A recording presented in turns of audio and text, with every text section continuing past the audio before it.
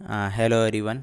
आज हम डिस्कस करेंगे यूपीएससी प्रीलिम्स का जो एंशियंट हिस्ट्री है उनके ऊपर, जो सब्जेक्ट का मैंने टेलीग्राम पे आपको अपडेट कर दिया था। तो उनके विशेष तौर पे मैंने क्लासेस वो जूम मीटिंग के थ्रू 20 अक्टूबर को स्टार्ट होगी वैसे, बट अभी एक बहुत सारे स्टूडेंट के मैसेज आ रहे थे, तो इसकी वजह से मैं एक डेमो क्लासेस ले रहा हूँ, ठीक है। और ये एंशियंट हिस्ट्री का फर्स्ट यूनिट है, प्राचीन भारत के जानने की क्या क्या सोर्सेज रहे हैं, ठीक है। तो आपको जो भी ज्वाइन करना है, या आपको जो भी अगर कोई इंटरेस्टेड है, या हिस्ट्री में कोई जिसको भी थोड़ी सी प्रॉब्लम होती है प्रीलिम्स के लिए, अगर आपको थोड़ा भी बेनिफिट होता है तो आप ज्वाइन कर सकते हो, ठीक है। तो सबसे पहले हम आज इनके ऊपर डिस्कस करते हैं। प्राचीन भारत के जानने के लिए क्या क्या सोर्सेज रहे होंगे, ठीक है। तो सबसे पहले अगर हम सोर्सेज के लिए बात करें तो उसको हम रीड करने के लिए क्या ज़रूरत होती है, पुरातत्व या अभिलेख, सिक्के, बहुत सारे सोर्सेज है, ठीक है। क्योंकि मतलब जैसे हमने प्राचीन भारत को जानना है तो उस टाइम कोई किताबें बहुत कम होती थी, और ना वो जो होती थी वो किसी और लैंग्वेज में होती थी, बहुत टफ है, तो उसको रीड करने में टाइम। तो वो कौन कौन से सोर्सेज है जिनने हमें जानने में सहायता मिली, हेल्प मिली या जानकारियाँ मिली, ठीक है। तो सबसे पहले हम डिस्कस करते हैं, एक भारतीय पुरातत्व संरक्षण विभाग है, उसके थ्रू उनका थोड़ा सा परिचय रीड कर लेते हैं, क्योंकि पुरातत्व वर्ड बहुत ही इंपॉर्टेंट है, ठीक है। तो भारतीय पुरातत्व की जो स्थापना हुई वो हुई थी 1861 में। अब ये आपको अगर डेट याद नहीं रखोगे तो चलेगा, फिर भी अगर आपको थोड़ा सा माइंड में रखना है, बट ये किस किस टाइम में हुई थी, वो हुई थी लॉर्ड कैनिंग के टाइम। ये आपको याद रखना है, क्योंकि यूपीएससी में इस तरीके से क्वेश्चन आ सकता है, भारतीय पुरातत्व संरक्षण की स्थापना किसके समय हुई थी, या इस तरीके से क्वेश्चन पूछ सकते हैं, लॉर्ड कैनिंग के समय किस किस की स्थापना हुई थी। निम्नलिखित 3-4 ऑप्शन दे दिए, 1 2 2 3 इस तरीके से, ठीक है। तो ये याद रखना है। दूसरी सेकंड बात है, इंपॉर्टेंट है, वो है अलेक्जेंडर कनिंगम, जो एनसीईआरटी में भी दे रखा है और मैंने यहाँ भी ऐड कर रखा स्लाइड पे, ठीक है। आपको अलेक्जेंडर का क्या रीड करना है, अगर आप एनसीईआरटी में सही ढंग से थोड़ा सा अगर आप रीड करो तो कर सकते हो, बट जहाँ तक लगा तो मैं इसके बारे में इतना बता सकता हूँ, अलेक्जेंडर कनिंगम है वो भारतीय पुरातत्व को जनक कहा जाता है, क्योंकि इनका जो कार्य था वो एक पुरातत्व उत्खनन कराने के लिए, जैसे सिंधु घाटी सभ्यता की जो खोज या मतलब उनकी खुदाई के लिए इन्होंने बहुत सारे काम की, इसकी वजह से भारतीय पुरातत्व का जनक आ जाता है, ठीक है। और दूसरी नेक्स्ट बात करें अलेक्जेंडर कनिंगम का, ये यूपीएससी प्रीलिम्स 2023 में क्वेश्चन आया था। अलेक्जेंडरी एंड दूसरे 3-4 और नाम दे रखे थे, ठीक है। अगर आपने थोड़ा भी, अगर आपको सही ढंग से अभी माइंड में याद हो तो ये याद रख लेना, अलेक्जेंडर कनिंगम जो भारतीय पुरातत्व विभाग से जुड़े हुए हैं, इस तरीके से आप याद रख सकते हो, ठीक है। तो इसका बहुत ही आसानी से आंसर निकल सकता है पुरातत्व उत्खनन के लिए, ठीक है। और कोई आंसर देखने की ज़रूरत नहीं है, बहुत ही ईजी क्वेश्चन था, और बहुत ही ईजी क्वेश्चन अभी आपको याद हो गया होगा। क्या है, एक तो ये याद रखना है, भारतीय पुरातत्व विभाग की स्थापना किसके समय हुई थी। आप मेरे साथ ही अभी इस तरीके से याद करते जाओ, ठीक है। फिर मैं आपको ये नोट्स उपलब्ध करवा दूंगा, एक नहीं 20 बार रिवीजन करेंगे, ठीक है। किसी भी ट्रिक से कैसे भी याद हो हम याद करेंगे, ठीक है। भारतीय पुरातत्व संरक्षण का जो स्थापना हुई वो किसके समय हुई, लॉर्ड कैनिंग के समय, ठीक है। और इस स्थापना का जो टाइम पीरियड वो है 1861 में, ठीक है। और दूसरी बात है, इसका पुरातत्व का सबसे मेन व्यक्ति था वो था अलेक्जेंडर कनिंगम, ये याद रखना है। और अलेक्जेंडर कनिंगम के बारे में अगर आप थोड़ा और डीपली पढ़ना चाहते हो तो आप एनसीईआरटी के माध्यम से पढ़ सकते हो, ठीक है। और दूसरी थर्ड बात है वो है, जो भारतीय पुरातत्व संरक्षण विभाग है वो किस मंत्रालय के अंतर्गत आता है, क्योंकि यूपीएससी में आप देखा होगा, यूपीएससी हर साल 1 2 3 मंत्रालय पूछती, वैसे मतलब ऐसे क्वेश्चन पूछती रहती है वैसे, ठीक है। तो अपने को याद रखना, क्योंकि मंत्रालय में जब भी यूपीएससी प्रीलिम्स में आप 5 साल के पीवाईक्यू देखोगे ना, जो भी मंत्रालय दे रखा है ना कि इस मंत्रालय के अंतर्गत ये चीज़ें आती है, वो लगभग 90% रॉन्ग होता है, ठीक है। तो अपने को क्या देखना, ये याद कर लेना, पर्यटन एवं संस्कृति मंत्रालय, तो इस तरीके से याद हो सकता है। जैसे हम कोई भी जैसे कहीं घूमने जाते हैं तो वहाँ पर्यटन संस्कृति मंत्रालय ये पुरातत्व चीज़ें देखते हैं, अभिलेख देखते हैं, मंदिर, मतलब पुरातत्व जो भी हड़प्पा है, सिंधु घाटी सभ्यता है, बहुत सारे हैं भारत में। जैसे हम कालीबंगा है तो वहाँ जाते हैं, लोथल जाते हैं, तो वो किसके अंतर्गत है, पर्यटन के लिए। हम जैसे घूमने जाते हैं तो इस तरीके से आप याद रख सकते हो, पर्यटन और घूमने का, जो जैसे लोथल जाते हैं तो हम एक तरह से पर्यटन हो गए, तो पर्यटन और संस्कृति मंत्रालय के अंतर्गत आता है, ठीक है। तो ये याद रखना, ठीक है। अब नेक्स्ट बात करते हैं, जो भारतीय पुरातत्व, जो एक भारतीय प्राचीन भारत को जानने का जो सोर्सेज है ना मेन, वो है अभिलेख, सबसे इम्पोर्टेंट है अभिलेख, ठीक है। तो इसके ऊपर हम डिस्कस करेंगे, ठीक है। अभिलेख है वो विश्व में जहाँ भी अगर प्राचीन अभिलेख कहाँ सबसे पहले जो मिला है उसका नाम है बोगोज कोई, क्योंकि ये इम्पोर्टेंट क्यों है, क्योंकि अभी जो तुर्की में भूकंप आया था, आपने सुना था, ये बोगोजगुई है, मध्य एशिया का जो तुर्की है वहाँ पर स्थित है। ठीक है, तो इसमें क्या आपने को जानकारी मिली है वो आपको याद रखना है, क्योंकि ये UPSC prelims, I think BPSC में इस तरीके से क्वेश्चन पूछा था, बीआरपीसीएस में इसमें किसी में बोगोजगुई का क्वेश्चन पूछा था। ठीक है, अगर यूपीएससी के लिए भी इंपॉर्टेंट है, क्योंकि यूपीएससी करंट के अकॉर्डिंग थोड़ा आसपास पूछ लेती है। तो अपने हिस्ट्री में अगर हम रीड करें तो अब ये ध्यान रखना, बोगोजगुई है वो तुर्की में है, ये आपको ध्यान रखना है। तुर्की में अभी भूकंप आया था और बहुत सारे जो अभी करंट में, तुर्की थोड़ा करंट में ज़्यादा चल रहा था, इसकी वजह से मैं इसको ऐड किया है। ठीक है, और एक बीआरपीसीएस में आई थिंक 2007-8 में ऐसे आ रखा है, मुझे कंफर्म नहीं, बट हाँ बीआरपीसीएस में आ रखा है। अब इस बोगोजगुई जो अभिलेख है उसमें क्या क्या जानकारी मिलती है ये अपने को ध्यान रखना है। ठीक है, सबसे पहले अपने को जानकारी मिलती है वैदिक देवताओं के नाम। अब आप इसको किस तरीके से याद रखोगे, हम वैदिक पढ़ेंगे, उत्तर वैदिक जो वैदिक पढ़ेंगे उसमें भी हम सही ढंग से इनको रीड करेंगे, बट फिर भी आपको अगर पूछ ले कि बोगोजगुई में किसका मतलब वर्णन मिलता है या किसकी जानकारी मिलती है, वो है वैदिक देवताओं के नाम। अगर वैदिक देवताओं के नाम पूछ ले तो 4 वैदिक देवता हैं, कोई नाम मतलब उसमें अभिलेख में मिले हैं। तो सबसे पहला, जैसे मैंने किस तरीके से याद किया मैं बता देता हूँ। ये आप देख सकते हो, इंद्र, मित्र और वरुण और नासत्य। अब ये वैदिक देवताओं के नाम है, तो मैंने किस तरीके से याद किए, मेरा एक मित्र वरुण और इंद्र, जो बड़े नाचते हैं, मतलब बड़े डांसिंग करते हैं, इस तरीके से मैंने याद कर लिया और मुझे याद भी हो गया। आप अब ये भी याद कर सकते हो, और आप अगर आपका ट्रिक्स माइंड में अगर किसी भी तरीके से काम आया जाए तो आप याद कर सकते हो, किसी भी तरीके से आपको याद होना चाहिए। ठीक है, जैसे मैंने अभी पर्यटन का बताया, इसी तरीके से मैं इसका बता रहा हूँ। वैदिक देवताओं के नाम, मेरे एक मित्र हैं वरुण और इंद्र, जो बड़े नाचते हैं, बड़े डांसिंग करते हैं, मतलब बड़ा अच्छा डांस करते हैं। ठीक है, मेरा क्लासमेट है वरुण, जो बड़ा अच्छा नाचता है। इंद्र और वरुण 2 मेरे दोस्त हैं, इस तरीके से आप याद रख सकते हो। ठीक है, और रियल में भी मेरा मित्र वरुण है, मेरा क्लासमेट है, तो इस तरीके से मैंने याद कर लिया। ठीक है, अब हम बात करते हैं अभिलेख के बारे में। ठीक है, तो अभिलेख में ये तो आपने ध्यान रखें सबसे प्राचीन कहाँ पे मिला आपको। ठीक है, ये आपने देख लिया। अब भारत में सबसे पहले अभिलेख मिले वो मिले अशोक के अभिलेख। ठीक है, अब अशोक के अभिलेख में भी मतलब उनको जानने के लिए बहुत ज़्यादा टाइम लगा था, क्योंकि उनकी जो लैंग्वेज थी या लिपि थी ना, वो ब्राह्मी लिपि ज़्यादा यूज हुई है। ठीक है, अशोक के अभिलेख में। और वैसे अगर देखा जाए, जैसे पश्चिमी भारत के कुछ हिस्सों में, पश्चिमी भारत का मतलब एंशियंट टाइम में पाकिस्तान, अफगानिस्तान, इस तरीके से हम देख सकते हैं। ठीक है, तो वहाँ हुई थी खरोष्टी लिपि का यूज हुआ था। ठीक है, यह याद रखना है।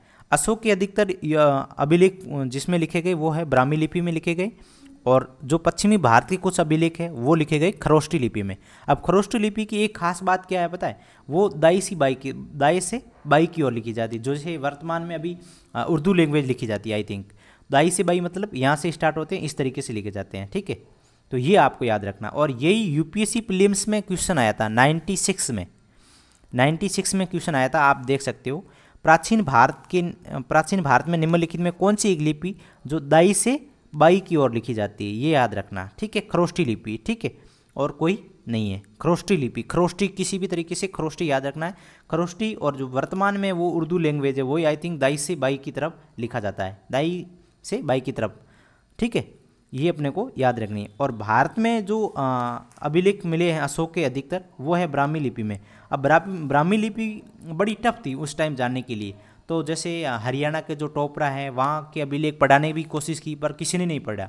तो उसके बाद एक सर्वप्रथम जिस व्यक्ति ने पढ़ा, वो नाम याद कर लेना, वो नाम था जेम्स पिरसेप। आपको याद रखना है, जेम्स पिरसेप। ठीक है, क्या नाम था, जेम्स पिरसेप, जिसने 1837 में, किस टाइम, 1837 में।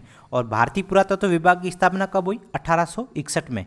यह याद रखना, 1861 में भारतीय पुरातत्व विभाग की स्थापना हुई, और 1837 में जेम्स पिरसेप ने ब्राह्मी लिपि को, अशोक के अभिलेखों को पढ़ा सर्वप्रथम, क्योंकि लैंग्वेज इस तरीके से थी, न किसी को समझ में आए, इस तरीके से लैंग्वेज थी। ठीक है, तो सबसे पहले जिस व्यक्ति ने पढ़ा वो नाम याद रखना, जेम्स पिरसेप। किसी भी तरीके से याद रख रहा हूँ, फॉरेनर का नाम है, ये याद रख सकते हो। दूसरी बात है, ब्राह्मी लिपि को रीड किया, ना कि खरोष्टी लिपि, आपको ये ध्यान रखना है। और अशोक के अभिलेख को सबसे पहले इन्होंने पढ़ा 1837 में, जैसे ये टोपरा वाले हैं, इनको सबसे पहले रीड किया। ये आपको याद रखना, किस तरीके से याद रखते हो ये आपको याद रखना है, ठीक है। ये भी एक सोर्सेज है, मतलब ये प्राचीन भारत को जानने की सबसे पहले अगर इन्होंने भी हेल्प कराई थी अपने को, ठीक है। क्योंकि ब्राह्मी लिपि को सबसे पहले अगर उन्होंने पढ़ा तो उसके बाद बहुत सारे जैसे ब्राह्मी लिपि में अभिलेख लिखे गए थे, तो उनको सही ढंग से हम समझ पाए, उनकी जानकारियाँ ले पाई। अशोक की बहुत सारी जानकारी हमें इस अभिलेख से मिलती है, ठीक है। नेक्स्ट बात करते हैं, जो इम्पोर्टेंट है ये आप याद रखना, बहुत ही इम्पोर्टेंट है। अशोक का जो व्यक्तिगत नाम है ना, जो इनका पर्सनल नाम है अशोक का व्यक्तिगत नाम से, तो उसमें से 4 अभिलेख मास्की, गुर्जरा, निठुर, उदगीलम याद रखना है आपको। अशोक से यूपीएससी हर साल क्वेश्चन पूछती है, हर साल का मतलब 2-3 साल में 1-2 बार क्वेश्चन पूछ सकती है, मतलब पूछ रखा है, ठीक है। तो ये आपको थोड़ा सा ध्यान रखना है, ठीक है। और इसमें अब अगर अशोक का यूपीएससी में क्वेश्चन पूछे हैं तो मैंने पीवाईक्यू देखे हैं, तो उसके अकॉर्डिंग मैंने ये जो 4 अभिलेख है ना, ये है कहाँ पे, क्योंकि यूपीएससी प्रीलिम्स में 2022 में भी इस तरीके से क्वेश्चन आया था। ये आप देख सकते हो कि अशोक के अभिलेख है वो कहाँ पर है, ठीक है। ये आप देख सकते हो अशोक के प्रमुख शिलालेख का स्थान और किस स्टेट में, बस बहुत ही ईजी क्वेश्चन है। ये एनसीईआरटी में भी दे रखा है, आप देख सकते हो। और वैसे मैंने इसको मैप में भी दे रखा है। मैंने जैसे ये जो अशोक के जो व्यक्तिगत नाम है वो है 4 अभिलेख, आपको याद रखना है।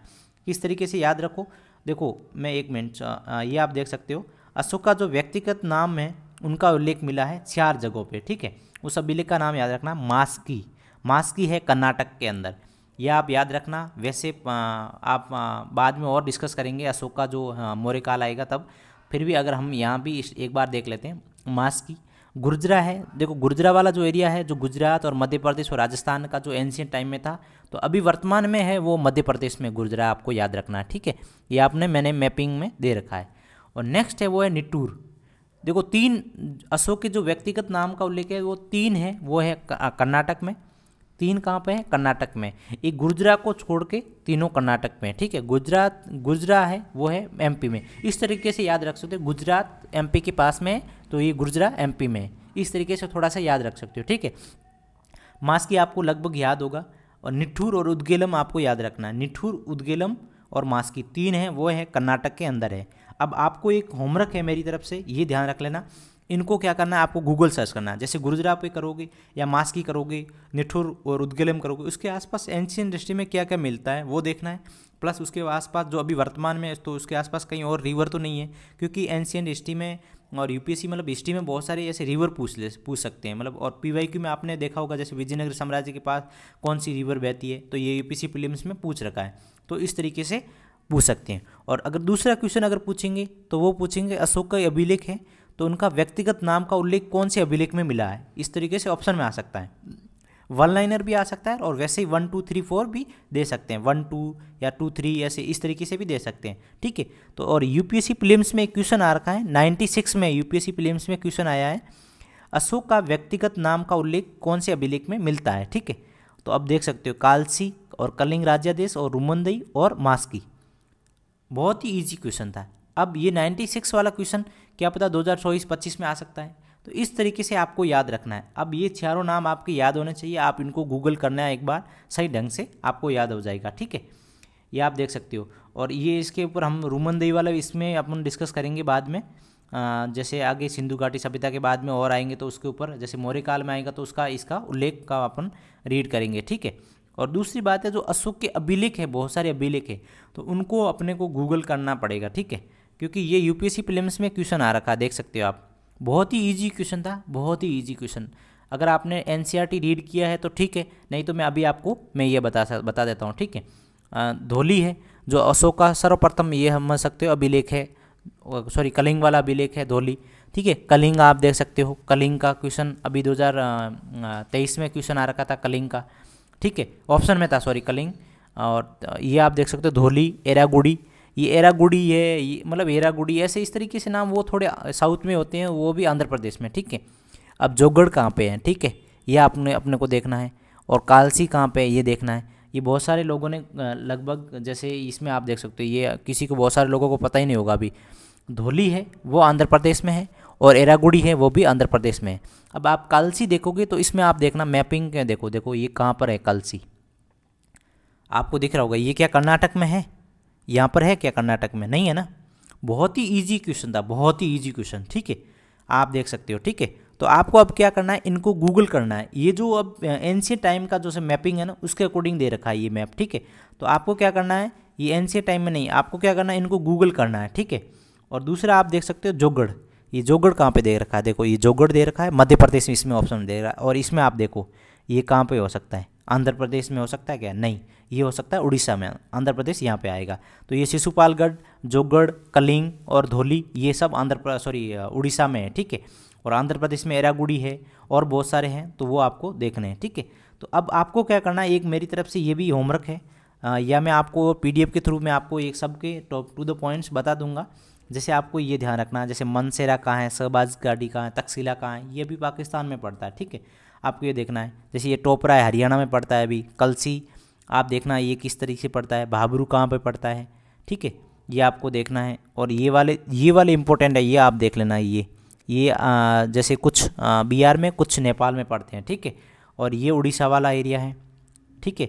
और ये आप देख सकते हो ये कर्नाटक वाला एरिया है, जो अभी इसमें आप देखना, सही ढंग से देखना ये किस किस स्टेट में और इनके आसपास कौन कौन सा क्षेत्र है। और ये UPSC प्रीलिम्स 2020 में भी गिरनार का क्वेश्चन पूछा था, गुरनार का, और बहुत सारे एक और क्वेश्चन था, 3-4 ऑप्शन दे रखे थे और उसमें स्टेट का बता रखा था, ठीक है। गिरनार में MP में लिख रखा था इन्होंने, बट वो गुजरात में था। तो इस तरीके से वो दे रखे हैं, ठीक है।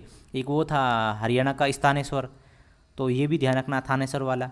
तो इस तरीके से हम PYQ में वो क्वेश्चन और डिस्कस आगे करेंगे। बट वो ये UPSC में वो बहुत ही इजी से क्वेश्चन पूछ रहे हैं। वो क्या पूछ रहे हैं, अशोक के अभिलेख हैं, वो कौन सी स्टेट में है। तो आपको अभी क्या करना है, इनको गूगल करना है, आपको याद कर लेना है, ठीक है। उसके बाद में जो भी है, वैसे हम आगे इनको सबका पढ़ेंगे, जैसे बाबरू का पढ़ेंगे, वो मौर्य काल में पढ़ेंगे, जैसे अशोक का सर्वप्रथम क्या क्या बोध होने का उनका प्रमाण मिलता है, इस तरीके से, ठीक है। बाबरू की राजधानी बेराट, ये जैसे राजस्थान के जयपुर में पड़ता है, तो ये अपन देखेंगे सही ढंग से, ठीक है। मास्की को रीड करेंगे। ये जैसे रुमिनदई है, रामपुरा है, लोरिया, नंदनगढ़ है, ये जैसे बिहार में कुछ है, कुछ नेपाल में पड़ता है, तो इनको पढ़ेंगे, क्योंकि ये अर्थव्यवस्था में जो टैक्स का है, या जो क्या बोलते हैं खाद्यान्न भंडार है, उनका वर्णन मिलता है। इन अभिलेखों में बहुत सारे अच्छे से अच्छे जो टू द पॉइंट्स ऊपर से हैं, वो हम रीड करेंगे। अगर क्या पता उनके नेक्स्ट टाइम 2024-25 में क्वेश्चन आ जाए, ठीक है। अभी तक तो इन्होंने क्या किया है, स्टेट का ही पूछा है, बट कल क्या ना पता उनका थोड़ा जैसे किसी अभिलेख का पूछ ले, धौली अभिलेख में किसका वर्णन मिलता है, तो वो हम आगे नेक्स्ट जैसे जो भी आएगा, जैसे मौर्य काल में आएगा, तो उनको हम सही ढंग से इन सबको रीड करेंगे। अगर आप अभी कर सकते हो तो सबसे पहले आप क्या करना, इनको गूगल पे सर्च कर सकते हो, ठीक है। हम नेक्स्ट बात करते हैं, अपने को अभिलेख के अलावा और क्या क्या मिला है। अपने को अभिलेख के अलावा अपने को जानकारी मिलती है ब्राह्मण साहित्य से, या मतलब साहित्य से। साहित्य में अगर जानकारी मिलती है वो है वेदों से। 4 वेद है, आपको याद रखना है, 4 वेद तो आपको याद होंगे। अब इसमें से आपको जो टू द पॉइंट है या छोटे छोटे जो इंपॉर्टेंट है वो मैं आपको बता देता हूँ, ठीक है। ऋग्वेद है सबसे पहले। ऋग्वेद में कितने मंडल, 10 मंडल का उल्लेख हुआ, ये याद रखना, 10 मंडल, क्योंकि UPSC प्रीलिम्स में क्वेश्चन आ रखा है, मैं अभी आपको बताऊंगा। और 1008 श्लोक है, सॉरी 1028 श्लोक का वर्णन मिलता है, ठीक है। 10 मंडल हैं, 10, ये देखो आप इस तरीके से याद कर सकते हो, दोनों 10-10 आप याद रख सकते हो, पीछे 28 याद रखो, 10 यहाँ पे है, 10 यहाँ पे है, पीछे 28 याद रख लेना, ठीक है। तो 1028 से वो श्लोक है और 10 मंडल है, इस तरीके से आप याद रख लेना, ठीक है। नेक्स्ट है वो पहला और 10वां मंडल है, वो अंतिम में जोड़ा गया था। ये UPSC प्रीलिम्स में 2003 या 2004 में क्वेश्चन आ रखा है, बट मैंने यहाँ क्वेश्चन ऐड नहीं किया है, ठीक है। और मैंने यहाँ भी एक और वापस से रिटर्न लिख दिया है वैसे, ठीक है। तो ये आपको ध्यान रखना है, ठीक है। पहला और 10वां मंडल, पहला और 10वां मंडल, उसमें ऑप्शन में ऐसे दे रखा था, पहला और 8वां, दूसरा और 9वां, और पहला और 10वां, तो उसमें से कौन सा सही था, ये आपको याद रखना है। ऐसे क्वेश्चन ऐसा आया था, ऋग्वेद में कौन सा मंडल सबसे अंतिम में जोड़ा गया था, तो पहला और 10वां आपको याद रखना, पहला और 10वां, यानी 1 से लगा के 10 तक ऐसे याद रखना है अपनों को। 10 तक गिनती है, मतलब सॉरी 10 तक गिनती मतलब 10 मंडल है, जो पहला और लास्ट में जो होता है अंतिम वाला 10, इन दोनों को अंतिम में ही जोड़ा गया है, इस तरीके से आप याद रख सकते हो। पहला और 10वां आपको याद रखना है, ठीक है। और 10 मंडल थे, 1028 श्लोक है, ठीक है। और इसमें ऋग्वेद में एक ब्राह्मण ग्रंथ है, सब में ब्राह्मण ग्रंथ का उल्लेख हो रखा है, जैसे ऋग्वेद में, यजुर्वेद में, सामवेद में, अर्थवेद में, तो इसमें भी ब्राह्मण ग्रंथ का है। तो आपको कैसे याद रखना है, जैसे ऋग्वेद में आपको याद रखना है ब्राह्मण ग्रंथ में ऐत्रेय और कौशिकी, आप किस तरीके से याद करोगे। और इसमें यजुर्वेद में भी ब्राह्मण ग्रंथ है, वो कैसे याद रखोगे, शतपथ और तैत्तिरीय। तो मैंने किस तरीके से याद किया, क्योंकि ये ऑप्शन में आते तो अपने सही किस तरीके से करने, मैंने ऐसे याद किया, एक लिखा यहाँ और यहाँ पे लिखा सत। अब मुझे ये पता है ऋग्वेद पहले आता है तो एक का मतलब ऐतरेय और क का मतलब कौशितिकी, ठीक है। और यजुर्वेद में मैंने कैसे याद किया, सत का मतलब 100 या कुछ भी याद रखो, सत मैंने याद रखा, सत का मतलब सतपथ और त का मतलब तैतरीय, ये यजुर्वेद में। एक और सत मतलब एक के बाद फिर सत आता है, मतलब 100 बाद में आता है, तो ये याद रखना ऋग्वेद पहले फिर यजुर्वेद है। तो ऋग्वेद में क्या याद रखना, एक का मतलब ऐतरेय, क का मतलब कौशितिकी। और ब्राह्मण ग्रंथ में है, यजुर्वेद का है वो है ब्राह्मण ग्रंथ, सत का मतलब सतपथ और त का मतलब तैतरीय। ये इन दोनों का तो आपको याद हो गया, ठीक है। दूसरे आपको एक अथर्ववेद का इंपॉर्टेंट है, वो गोपद याद कर लेना। इन दोनों का इंपॉर्टेंट है क्योंकि यहाँ से थोड़ा डाउट हो सकता है, ठीक है, क्योंकि नाम भी इस तरीके से हैं, तो आपको इस तरीके से याद रखना है, सत और एक और सत याद रखना है। अब एक का मतलब ये ऋग्वेद का एक है और यजुर्वेद का सत है। अब आपको जो भी ऑप्शन में आएगा तो आपको ऐसे अनुमान लग जाए, क्योंकि ये ऑप्शन इस तरीके से आपको कंफ्यूज करने के लिए दे सकते हैं, ठीक है। और पीवाईक्यू में आ रखा है, इसकी वजह से मैंने इनको ऐड कर रखा है। ए का मतलब ऐतरेय, क का मतलब कौशितिकी, स का मतलब सतपथ, त का मतलब तैतरीय। इस तरीके से याद रखना है, ठीक है।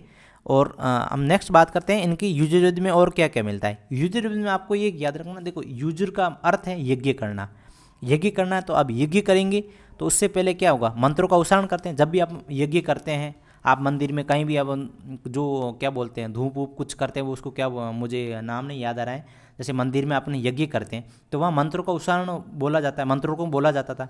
तो वो जो मंत्रों को उच्चारण करने वाले को क्या बोला जाता है, वो तो बोला जाता है अर्थव्यय। अर्थव्यय ये याद रखना, अर्थव्यय, अर्थ का मतलब अर्थ निकाल रहे हैं, मतलब ये याद रखना, मंत्रों पर अर्थ निकाल रहे हैं। इस तरीके से किसी भी तरीके से आपको याद करना है। यजुर्वेद में यज्ञ शब्द है, इसका अर्थ है यज्ञ। देखो ह से यज्ञ, य से यजुर्वेद, आप इस तरीके से याद रख सकते हो, ठीक है। य से यज्ञ, ह से यजुर्वेद, इस तरीके से आप याद रख लेना। उसके बाद आप आपको याद क्या करना है, यजुर्वेद में मंत्रों को उच्चारण करने को पुरोहित को क्या बोला जाता है, अर्थव्यय बोला जाता है, अर्थव्यय। इस तरीके से आपको याद करना है। मैं आपको और रिवीजन कराऊंगा, एक नहीं बार बार रिवीजन कराऊंगा, ठीक है। मैं ये अभी डेमो क्लासेस के लिए इसलिए मैं थोड़ा तेज़ी से पढ़ा रहा हूँ, ठीक है। और फिर आता है सामवेद। अब सामवेद को एक ही याद रखना है, सामवेद का सिर्फ एक ही याद रखना है, संगीत। स से संगीत, स से सामवाद, सामवेद। देखो स से सामवेद, स से संगीत, भारतीय संगीत का मूल कहा जाता है। बस कुछ क्वेश्चन ऐसे इस तरीके से आएगा कि जो कौन से वेद में संगीत का या मंत्रों को, संगीत में मंत्रों को या सामवेद में मंत्रों को गाने वाले को क्या कहा जाता है, या संगीत का मूल किसे, कौन से वेद को कहा जाता है। इस तरीके से क्वेश्चन आ सकता है, ठीक है। तो ये आपको देखना है, ठीक है। ये क्वेश्चन आ रखा है, मैं आपको पीवाईक्यू में सब कुछ ऐड करूंगा, क्योंकि इन्होंने अभी मैं जो डेमो क्लासेस ले रहा हूँ इसकी वजह से ये क्वेश्चन आई थिंक BRPCS या UPSC में 2003 या 5 में आ रखा है, मुझे कंफर्म याद नहीं है, मैं देख के आपको बता दूंगा जब भी जैसे लाइव क्लासेस जो मीटिंग के थ्रू लेंगे उस टाइम पूरा मैं एक तरह से ऐड करके उसके बाद रीड करवाऊंगा, ठीक है। आपको सामवेद में इतना ही याद रखना है, भारतीय संगीत का मूल कहा जाता है। स से संगीत, स से सामवेद, ये याद रखना है। अब सामवेद में मंत्रों को गाने को क्या कहा जाता है, उद्गाता। और यहाँ पे क्या बोला जाता है, यहाँ यजुर्वेद मंत्रों को गाने उच्चारण करने को लिए क्या है, अर्थव्यय। यहाँ अर्थ निकाल रहे हैं, यहाँ उद्गाता मतलब एक तरह से आपको उद्गाता आप किस तरीके से याद करो, मैंने बार बार रिवीजन करने से मेरा ये याद हो गया था, ठीक है। ये अगर याद करो तो नहीं चलेगा, बट ये याद रखना भारतीय संगीत का मूल कहा जाता था, ये याद रखना।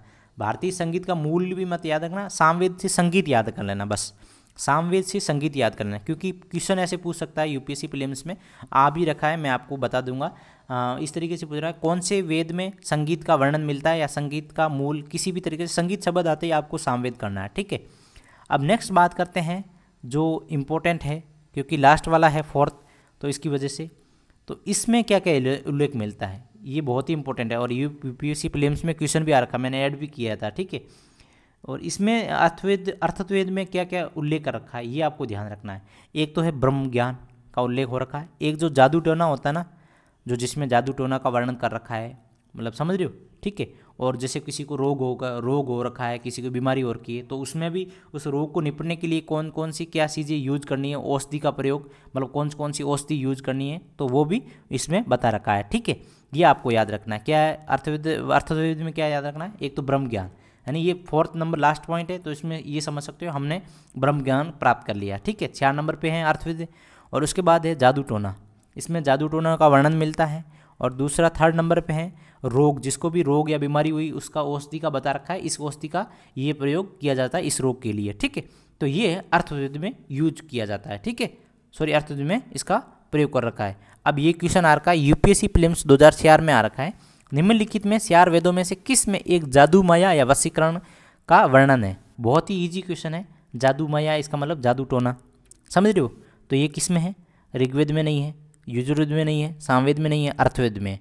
अब मैं आपको एक और मतलब इस तरीके से बता देता हूँ, आपको ये तो याद होगा। अब ऋग्वेद में क्या है, आपको आपके माइंड में क्या आया होगा, ऋग्वेद में सबसे पहले यह आया होगा 10 मंडल है और 1028 श्लोक है, सॉरी 1028 श्लोक है, ठीक है, ये आया होगा। उसके बाद क्या आया, 1 और 10 जो सबसे अंतिम में जोड़े गए, ठीक है, ये याद रखना है आपको, ठीक है।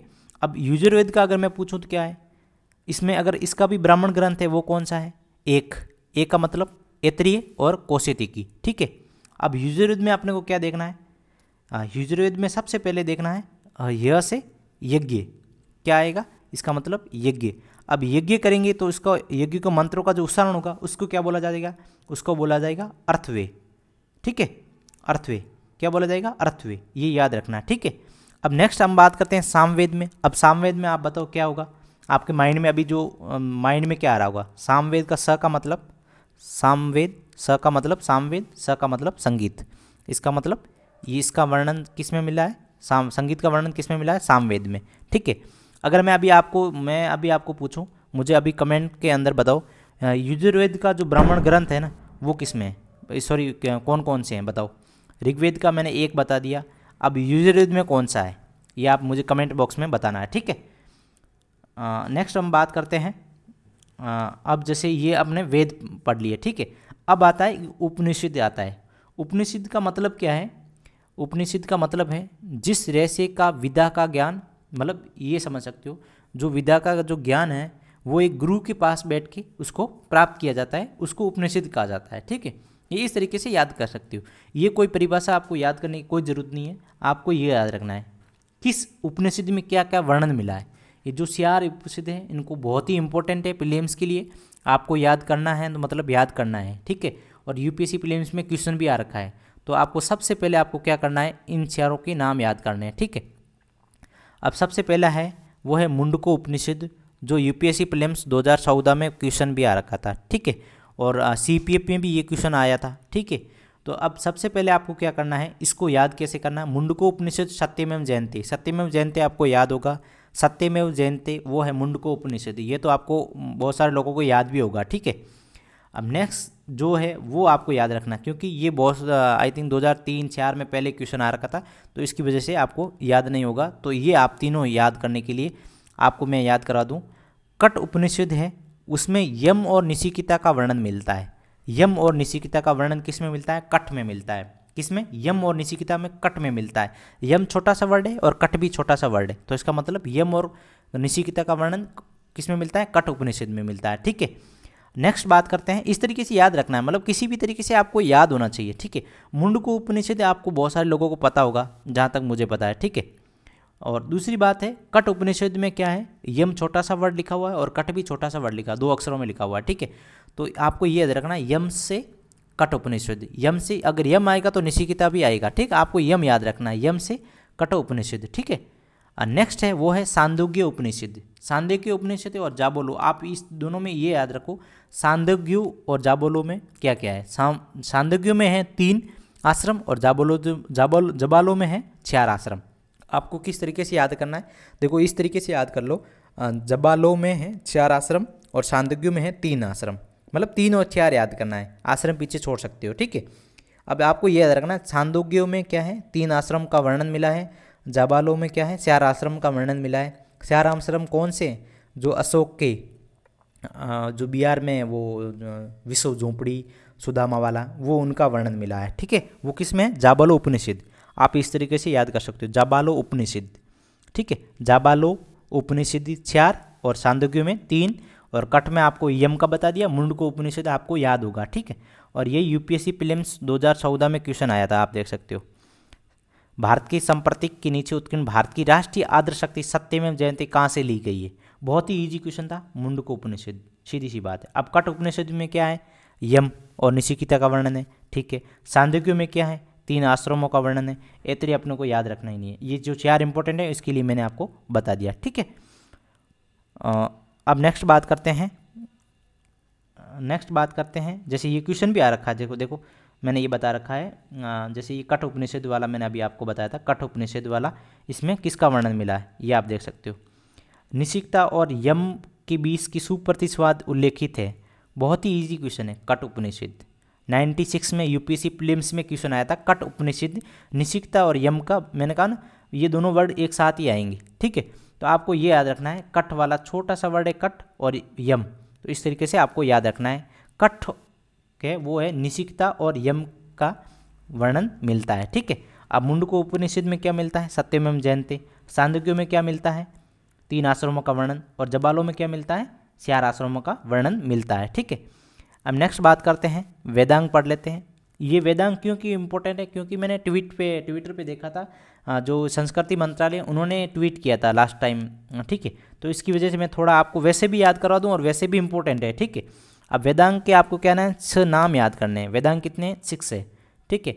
आपको याद करना है, ऐसे याद रखना है, वेदांग है इसका मतलब 6 बॉल होती है, एक ओवर होता है, ये समझ सकते हो। क्रिकेट में 6 बॉल होती है, एक ओवर याद करना है, किसी भी तरीके से याद करना है आपको, ठीक है, ठीक है। अब आपको ये याद रखना है 6 कौन कौन सी है, क्योंकि यूपीएससी में क्वेश्चन आ सकता है, जैसे 1 2 3 4 ऐसे दे सकते हैं, इसमें से फिर ऐसे देखे 2 3 4 3 4 5 6, इसमें से कौन कौन से हैं, और 2-3 ऑप्शन दूसरे डाल सकते हैं, ठीक है।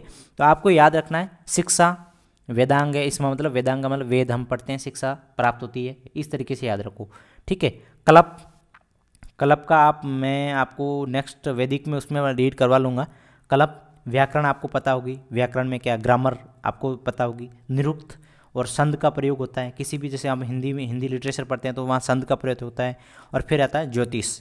ये आपको 6 वर्ड आपको किसी भी तरीके से याद रखने हैं, 6 वर्ड आपको याद रखने हैं, ये याद रखना है। शिक्षा, कल्प, व्याकरण, निरुक्त, संध, ज्योतिष, कितने हैं, 6 बॉल 1 ओवर, ठीक है। 6 बॉल आप याद रखना। वेदांग है वो एक 6 बॉल होती है, 1 ओवर करता है, ठीक है। अब ये ध्यान रखना 6 ओवर कौन कौन सी है, 6 बॉल कौन कौन सी है, शिक्षा, कल्प, व्याकरण, निरुक्त, संध, ज्योतिष, ये आपको याद रखना। मैं एक बार और आपसे रिवीजन करवाऊंगा अभी, ठीक है। और ये आपको सिर्फ नाम ही याद रखना है बस, और कुछ नहीं है, ये आपको थोड़ा सा आप देख लेना, ठीक है। अब हम बात करते हैं बौद्ध साहित्य की, ठीक है, ये बहुत ही इंपॉर्टेंट है। उसके बाद जैन साहित्य का भी हम रीड करेंगे, पहले हम कर देते हैं बौद्ध साहित्य, ठीक है। बौद्ध साहित्य के बारे में हम थोड़ा सा अगर रीड करें, जो प्राचीन बौद्ध ग्रंथ है वो त्रिपिटक है, ठीक है। क्या त्रिपिटक, त्रि का मतलब 3 है, ठीक है। त्रिपिटक का मतलब 3 है। अब 3 कौन कौन से हैं, क्षुद्र पिटक, विनय पिटक, अभिधम पिटक, ठीक है। अब आपको ये तीनों नाम तो याद होंगे, बट इसमें किसका वर्णन मिलता है वो आपको ध्यान रखना है, ठीक है। वो मैं आपको याद करा दूं।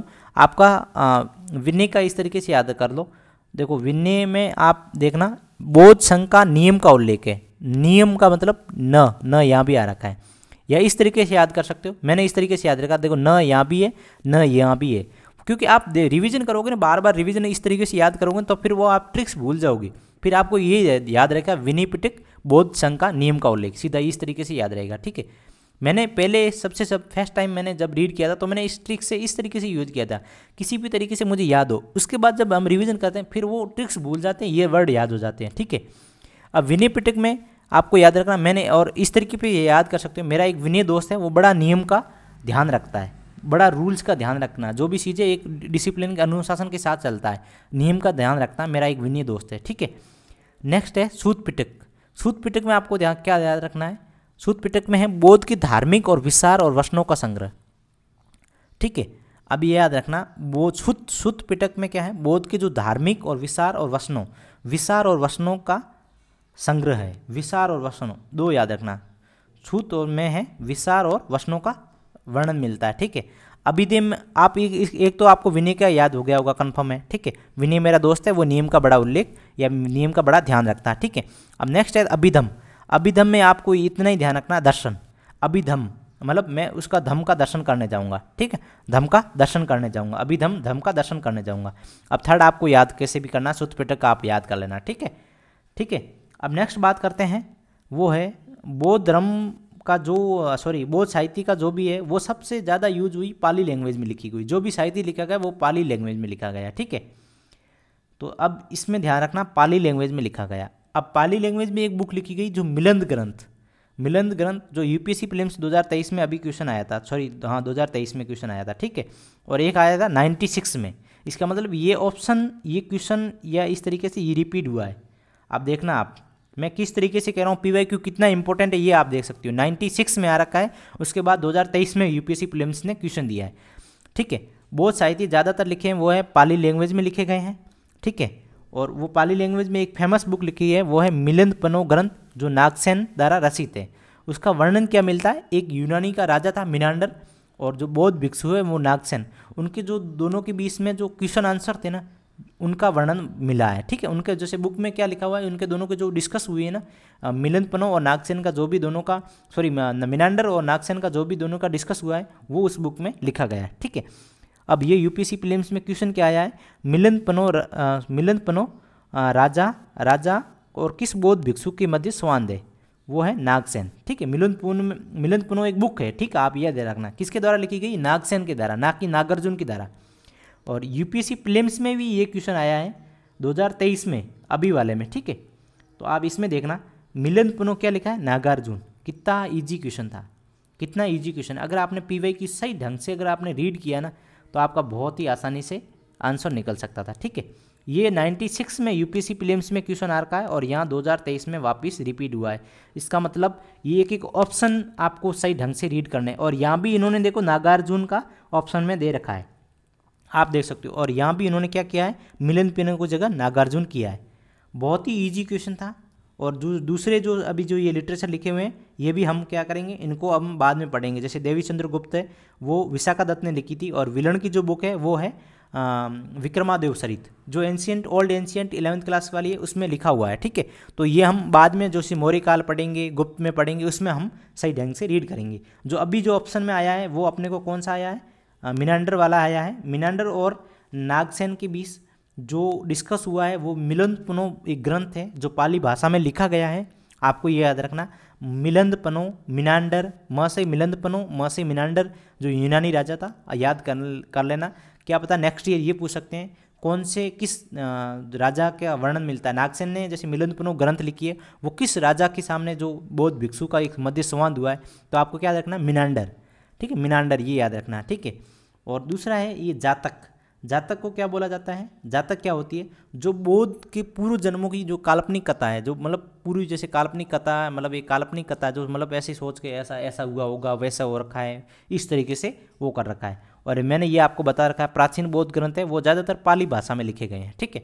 वो पाली भाषा धीरे धीरे बन के संस्कृत भाषा हो गई थी, ये भी मैं आपको आगे बात डिस्कस करेंगे हम, ठीक है।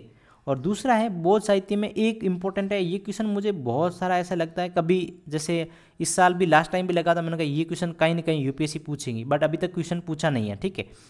16 महाजनपदों का वर्णन है, ये आपको पता है। अब 16 महाजनपद कौन कौन से हैं वो हम आगे डिस्कस करेंगे जो भी टॉपिक आएगा तब, ठीक है। अब 16 महाजनपदों का जो वर्णन है वो सिर्फ 2 जगहों में मिलता है, ये याद रखना है, सिर्फ 2 जगहों में मिलता है, एक बौद्ध ग्रंथ और एक जैन ग्रंथ। अब बौद्ध ग्रंथ और जैन ग्रंथ में कौन कौन सा है ये आपको याद रखना है। ये तो वैसे भी आपको याद रखना है, जैसे बौद्ध ग्रंथ कौन कौन सी है, जैन ग्रंथ कौन कौन सी है, ये तो वैसे भी आपको याद रखना है। तो ये आप देख लेना। 16 महाजनपदों का जो बौद्धिक साहित्य में जो वर्णन मिलता है वो बौद्ध ग्रंथ का तो है अंगुत्तर निकाय, यानी बौद्ध ग्रंथ में 16 महाजनपद है, वो बौद्ध में जाके अंगूर खाते हैं। 16 महाजनपद के जो लोग हैं वो बौद्ध ग्रंथ में या बौद्ध के पास जाके अंगूर खाते हैं, ठीक है। ये इस तरीके से याद कर सकते हो, 16 महाजनपद के लोग हैं जो बौद्ध ग्रंथ के पास अंगूर खाते हैं, इस तरीके से याद कर सकते हो, ठीक है। और जैन ग्रंथ में है जो 16 महाजनपद है वो जैन ग्रंथ के पास जाते हैं, भगवती का नाम लेते हैं, ठीक है, माँ सरस्वती का या माँ भगवती का नाम लेते हैं, इस तरीके से आप याद कर सकते हो। आपको ये याद रखना है, 100% याद रखना है, यूपीएससी प्रीलिम्स में क्वेश्चन आ सकता है, ये बहुत ही इंपॉर्टेंट है। 16 महाजनपदों का वर्णन कहाँ पे मिलता है, सिर्फ 2 जगहों में मिलता है। एक है बौद्ध है जो बौद्ध के पास जाके अंगूर खाते हैं 16 महाजनपद वाले लोग, और जैन के पास भगवती का नाम लेते हैं या ज्ञान लेते हैं या उनका मनन करते हैं, इस तरीके से याद कर सकते हो। आपको याद हुआ होगा, मुझे 100% विश्वास है ये इस तरीके से याद हुआ होगा। और आपको ये याद होने के बाद आप ट्रिक्स भूल जाओगे, बट ये चीज़ें आपके माइंड में रहेगी, ठीक है। अब है बौद्ध ग्रंथ में, बौद्ध ग्रंथ कौन कौन से हैं, क्योंकि ये मैं आपको क्यों बता रहा हूँ, क्योंकि ये यूपीएससी प्रीलिम्स में क्वेश्चन भी आता है कि जैन ग्रंथ में कौन कौन सी बुकें हैं। तो ये देखो, ये आप देख सकते हो, ये आप देख सकते हो जैन ग्रंथ वाली। तो मैं ये आप सबसे पहले आपको ये बता दूँ, ये बौद्ध ग्रंथ है, इसमें से जो 3-4 बुकें इंपॉर्टेंट हैं ये आप देख सकते हो, ये तीनों ही अशोक घोष ने लिखी थी।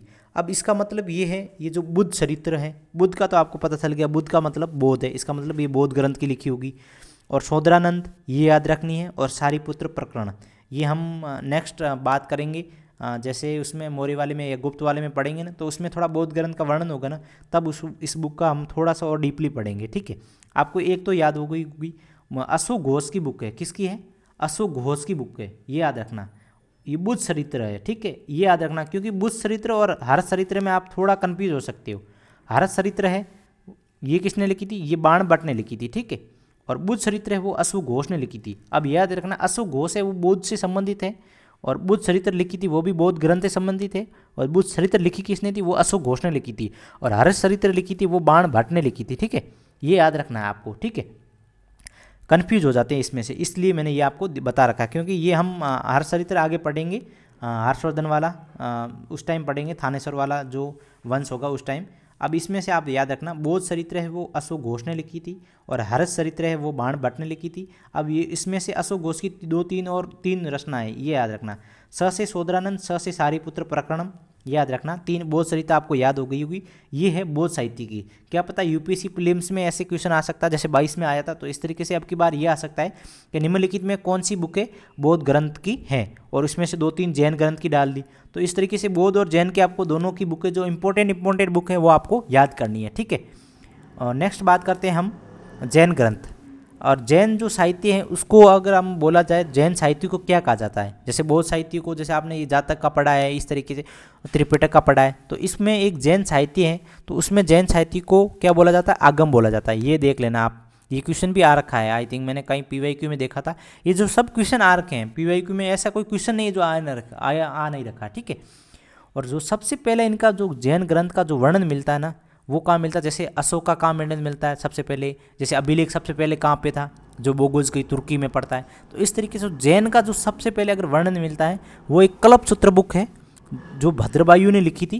कल्पसूत्र है, आप रखना, कल्पसूत्र, कल्पसूत्र, अलप और कल्प मतलब बहुत ही कम, यानी सबसे पहले, तो इसका मतलब कल्पसूत्र आपको जैन ग्रंथ में भद्रवायु ने लिखी थी, भद्रबाहु ने लिखी थी, भद्रबाहु ने। ठीक है, ये आपको याद रखना है। ठीक है, जैन साहित्य को क्या बोला जाता था, आगम बोला जाता था, जैन साहित्य को आगम कहा जाता था। और जो प्रारंभिक इनका जो वर्णन मिलता है, सबसे पहले अगर वर्णन मिलता है, वो एक बुक है, कल्पसूत्र बुक है, जो भद्रवायु ने लिखी थी। ठीक है, अब नेक्स्ट बात करते हैं, ये इनकी बुक है, ये आप किस तरीके से याद करते हो, क्योंकि देखो थोड़ा बौद्ध धर्म की और जैन धर्म की, इसकी दोनों की जो बुक है ना, इनकी जो ग्रंथ है ना, वो थोड़ा अलग है। क्योंकि जैन ग्रंथ में आप देखोगे तो थोड़ा सा वर्ड भी थोड़ा हार्ड वर्ड है, हार्ड वर्ड मतलब बुक का नाम है थोड़ा लंबा होगा या इस तरीके से। ठीक है, और आप बौद्ध धर्म में देखोगे तो उसमें छोटा वर्ड होगा या बौद्ध से रिलेटेड होगा, इसके आसपास ही होगा। ठीक है, और दूसरी बात है, जैसे इसमें आप एक क्षुत्र वाला याद रखना, क्षुत्र ये ज़्यादातर जैन में है। ठीक है, और ये यूपीएससी प्रीलिम्स में जैसे क्वेश्चन आया था, अब जैन ग्रंथ कौन सा है। ठीक है, अब इसमें देखो परिशिष्ट वर्मन है, ये आप देख लेना, ये I think Hemchandra, I think मुझे कंफर्म नहीं है, याद नहीं आ रहा है, उन्होंने लिखी थी परिशिष्ट वर्मन। और कल्पसूत्र है जो मैंने आपको सबसे पहले बताया था, सबसे पहले इसका वर्णन मिलता है, ये तो आपको याद हो गई होगी। परिशिष्ट वर्मन भी याद हो गई होगी, ये यूपीएससी प्रीलिम्स में क्वेश्चन पूछा था। आवश्यक सूत्र याद रखनी है, आसारांग सूत्र याद रखनी है, और कलिका पुराण याद रखनी है। और ये यूपीएससी प्रीलिम्स 2022 में क्वेश्चन पूछा था। क्या पूछा था, देखो आप देख सकते हो, भारतीय इतिहास के संदर्भ में मूल ग्रंथों पर विचार करना है, मतलब, और नीचे देख रहे हैं उपयुक्त में से कौन से जैन ग्रंथ है। अब आप देख सकते हो परिशिष्ट वर्मन 100% जैन ग्रंथ है। अब अवदान शतक, नेतिपुराण, अब विशिष्ट अभिलेख, त्रिषष्टि लक्षण महापुराण। अब इसमें से थोड़ा सा आप देखना, ये पुराण और सूत्र वाला मैंने आपको बताया था। ठीक है, कौन सा पुराण और सूत्र वाला मैंने आपको अभी बताया था, ये थोड़ा सा जैन ग्रंथ में मिलता है, आपको बहुत सारी बुकें मिलेगी, जैसे कलिका पुराण और त्रिशिष्ट लक्षण पुराण, ये बहुत हार्ड नाम है ना, वो जैन ग्रंथ में मिलेंगे आपको। ठीक है, परिशिष्ट वर्मन, जैसे ये परिशिष्ट वर्मन लिख रहा है। ठीक है, तो इस तरीके से आपको थोड़ा सा देखना है। ठीक है, और ये अवदान शतक, ये थोड़ा सा आप अगर थोड़ा सा देखोगे अवदान किस शब्द, इस वर्ड से क्या अर्थ निकलता है, या बौद्ध से रिलेटेड है या जैन से रिलेटेड है। बहुत सारी बुकें ऐसी जो उनके जैन ग्रंथ या बौद्ध ग्रंथ उनके आसपास ही रिलेटेड होते हैं, ठीक है। तो मैंने जैन ग्रंथ का ये बता दिया, थोड़ा नाम हार्ड होगा, और जैसे पीछे सूत्र लिख रखा है या पुराण लिख रखा है तो ये थोड़ी जैन ग्रंथ वाली बुकें होगी, ठीक है। अगर का जैसे नेक्स्ट ईयर क्या पता निम्नलिखित में कौन सी बौद्ध ग्रंथ बुकें हैं, पुस्तकें, अगर उसमें ऐसे आवश्यक सूत्र आ जाए तो आपको ये माइंड में आना चाहिए कि ये जैन ग्रंथ की बुक है, ठीक है। इस तरीके से आपको याद करना है, ठीक है। और नेक्स्ट बात करते हैं हम, ये मतलब ये एक तरह से डेमो क्लासेस थी, तो इसको मैंने ये याद कराने की कोशिश की, मैंने स्पीड से कराया क्योंकि इतना टाइम नहीं है। और जो भी व्यक्ति ज्वाइन करना चाहता है, जिसमें जो भी बैच ज्वाइन करना चाहता है, पेड मेंटरशिप प्रोग्राम है, कोई ज़्यादा हाईली फीस नहीं है, बहुत ही कम फीस है। बट मैं इतना गारंटी के साथ कह सकता हूँ, जो मेरे नोट्स और मेरी जो वीडियो उसके बाद मुझे नहीं लगता आपको कि मतलब हिस्ट्री में दिक्कत आएगी, ठीक है। क्योंकि बहुत सारे लोग हिस्ट्री से जो डरते हैं ना, वो आसानी से ज्वाइन करते हैं और मेरे पे ऊपर विश्वास कर सकते हैं, ये इतने मैं गारंटी के साथ दे सकता हूँ। अगर आप पढ़ने में या सुनने में या आप उसको नोट्स को रीड करने में सक्षम हो, तो ऐसे नहीं हो कि आपने प्रोग्राम ले लिया उसके बाद आप रीड नहीं कर रहे हो, बस बैठे हो। हाँ, अगर आपने वीडियो भी नहीं देखी तो फिर कोई मतलब ही नहीं है। वो व्यक्ति आए जिन्होंने जो स्ट्रॉन्ग एक सक्षम रूप से वीडियो देख सकते हैं, नोट्स फिर भी धीरे धीरे वो बाद में अगर देखे चलेगा, बट वीडियो देख सके, जूम मीटिंग में डेली क्लासेस ले सके, वो व्यक्ति आए, बहुत ही आसानी से मैं इसको रीड कराऊंगा। जो भी डाउट होगा मैं पर्सनली उनसे डिस्कस करूंगा। टेलीग्राम पे हमने एक जो ग्रुप बना रखा है, जैसे अभी जिन्होंने लोगों ने पेमेंट किया है तो हमने उनको ग्रुप में ऐड कर रखा है। 20 अक्टूबर को ये क्लासेस स्टार्ट होगी जूम मीटिंग के थ्रू। जिनको भी ज्वाइन करना है तो ये डेमो क्लासेस थी, आप देख सकते हो। और मैं ये आपको जो भी डाउट होगा तो मुझे आप जैसे टेलीग्राम पे हमने वो मेंटरशिप प्रोग्राम है, उसमें मोबाइल नंबर दे रखे हैं, वो व्हाट्सअप नंबर पे उस पर आप मैसेज कर सकते हो, और नहीं तो आप मेल भी कर सकते हो, ठीक है। और मैं ये वीडियो आपको इसकी जो ये PDF है मैं आपको टेलीग्राम पे अपलोड कर दूँगा।